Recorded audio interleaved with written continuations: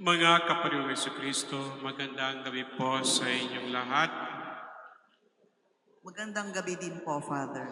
Sa dakilang kapistahan ito ng katawan at dugo ng ating Panginoon Kristo, tayo ay inanyayahan ng simbahan kung paano inilagat ng ating Panginoon Kristo ang kanyang sarili bilang pagkain nagbibigay ng buhay na walang hanggan. Binigyan niya tayo ng pabaong magbibigay sa atin ng lakas upang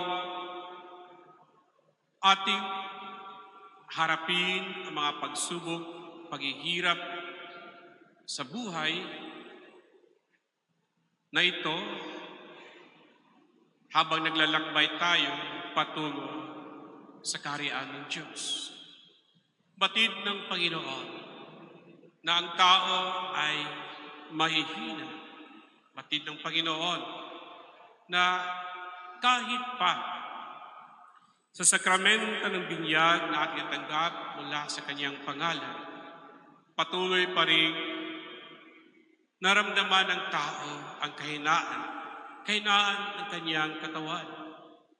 Kung saan walang ibang ninanais ng ating katawan kundi ang mamuhay sa kung ano ang ibinibigay ng mundo.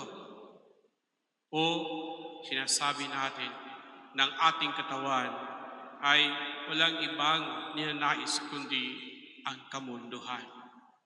Kaya sa mga buhay ng mga banal, batid natin na wala silang ibang ninanais na matanggap araw-araw sa kanilang buhay sa mundong ito kundi ang katawan at dugo ng ating Panginoong Jesucristo. Dahil sa ito ang nagbibigay sa kanila ng lakas. Narinig natin na sa paglagat ng Panginoon sa huling hapunan, ang pag-aalay na ito ng tinapay at vino ay siya ring pagtatag ng sakramento ng pasasalamat sa Panginoon. Ang sakramento ng banal na misa, ang sakramento sa pagdiriwang ng banal na Eucharistia. Pasasalamat. Pasasalamat dahil alam natin na ang lahat ng meron ang tao sa mundong ito, ang lahat ng meron tayo, ay nagmumula sa pamapalat biyaya ng Diyos. Kaya nga, bilang mga Kristiyano, tayo ay tinawag na mabuhay na may pusong puno ng pasasalamat. Tinawag tayo na maging mapagkumbaba at mapagbigay. Bakit? Dahil alam natin na sa kabutihang loob at kagandahang loob ng Diyos, ibinigay niya ginawang sakripisyo para sa ating pagliligtas mula sa pagkalipin natin sa sala at kamatayan ang kanyang pinakamamahal na anak, ang ating Panginoong Jesucristo. At ang ating Panginoong Jesucristo, dahil sa kanyang dakilang pagmamahal sa atin, tinupad niya ang kung ano ang kagustuhan ng Ama at inalay niya ang kanyang sarili doon sa altaran ng krus, na kung saan andon ang pagbibigay ng buhay ng totoong Diyos at totoong tao upang magkaroon tayo ng buhay na walang hanggan.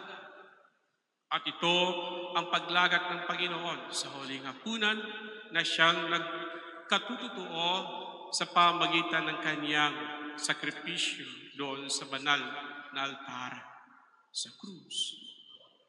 Kaya mga kapatid, sa ating araw-araw na pamumuhay, tayo ay tinawag na pagnilayan ang kapistahang ito na siyang magbibigay sa atin ng lakas upang ang ating paglalakbay ay puno ng pag-asa na hindi tayo pinabayaan ng Panginoon. Maging sa panahon na kung saan tayo ay mahihina, ang kanyang katawan at dugo ang siya nagbibigay sa atin ng lakas. Ang pagkain ating babaunin habang naglalakbay tayo patungo sa kanyang kaharian doon sa kalangitan.